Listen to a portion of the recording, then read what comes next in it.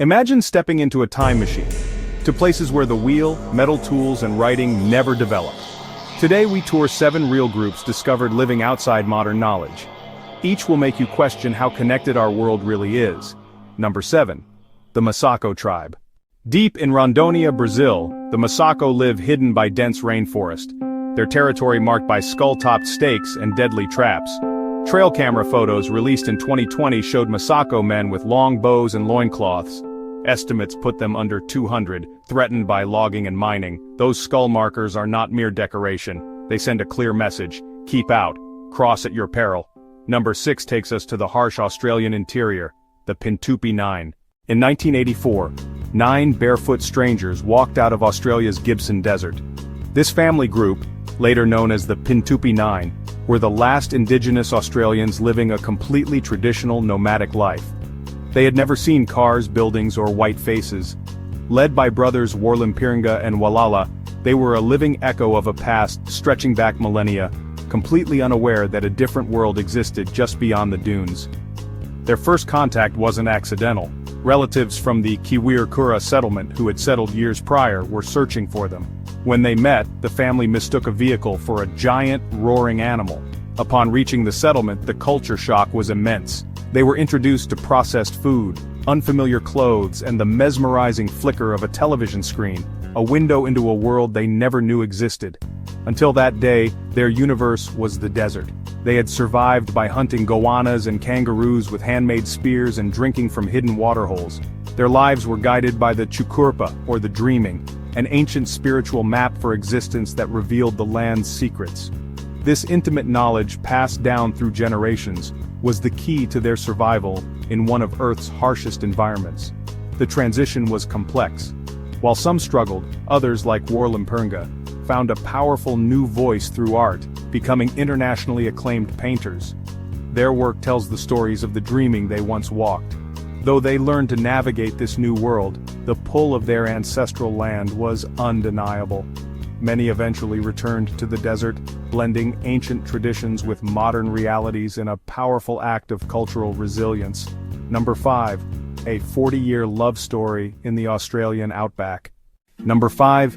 Wari and Yatunka. In the vast, unforgiving expanse of Australia's Gibson Desert, one of the last chapters of traditional nomadic life played out. In the 1930s, a young Mandiljarra couple, Wari and Yatunka, fell deeply in love. But their union was forbidden by the strict kinship laws that had governed their people for millennia. Faced with severe punishment, they made an unthinkable choice: to flee.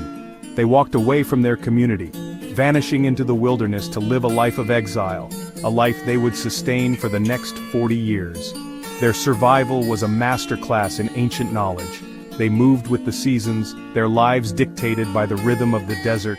They hunted goanna and emu, dug for precious water in dry creek beds, and gathered bush foods like quandong and witchetty grubs.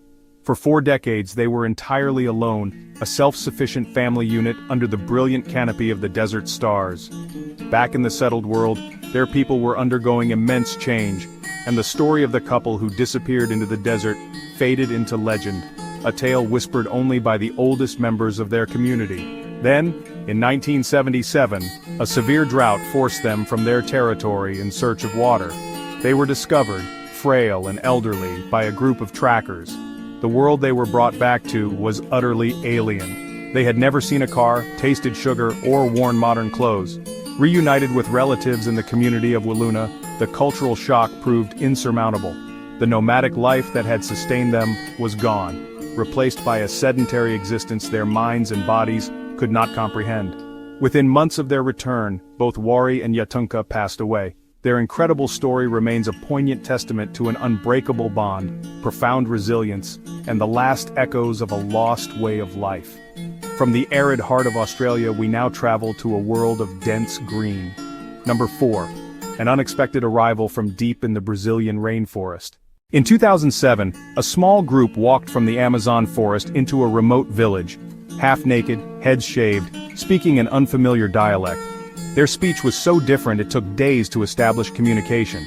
Researchers think they split away long ago to avoid contact. Some believe logging forced their exit. Others think they sought allies. Their sudden arrival felt like a ghost stepping into the present. Number 3. The Mashco Piro of Peru. Number 3. The Mashco Piro of Peru. Floating down the Madre de Dios River deep within the Amazon, you may witness a scene from another time. Dozens of people watching from the bank, the Mashco Piro. They are one of the last remaining uncontacted nomadic hunter-gatherer groups in the world. But they are not undiscovered. They are acutely aware of our world. Their isolation is a deliberate choice, a shield against a history of violence and disease. Yet, that shield is cracking. Pushed by the relentless encroachment of illegal logging, gold mining, and drug trafficking, they are being forced from the forest's heart into these dangerously visible encounters along the riverbanks.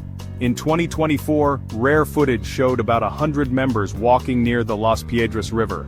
Their bodies were painted with the vibrant red of achiote seeds, and they carried formidable 6-foot-long bows. They were armed and watching with a deep, earned suspicion.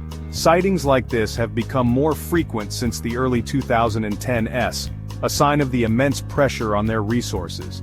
In one incident, they even appeared at a riverbank to ask for food and tools, a desperate act for a people who have fought for centuries to remain apart.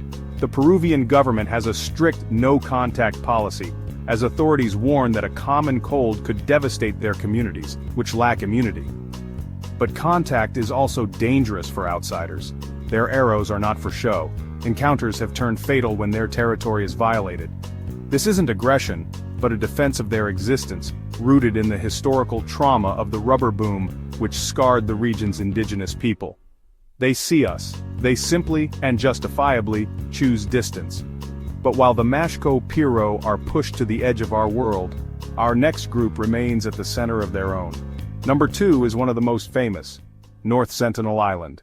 Approaching North Sentinel Island looks idyllic, until an arrow thuds into the water beside you. In the 1800s, British abduction of Sentinelese led to deaths from disease. Returned captives were terrified and hostile. The Indian government enforces a strict off-limits policy. In 2006, fishermen were killed. In 2018, an outsider attempting contact died. Number 1 is not a tribe but the man who spent his life protecting uncontacted peoples. Sidney Pozuelo. Sidney Pozuelo tracked into the Amazon not to force contact but to protect it.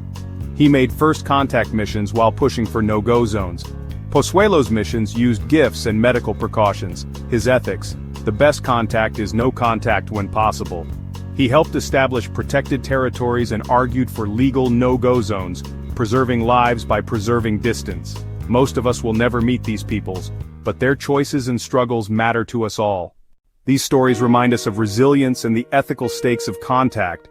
Respect and protection are vital. If you enjoyed this, like and subscribe. More unexplored histories are coming. Sources linked in the description. Footage shown is stock and archival. Please respect indigenous rights and legal protections. Thanks for watching.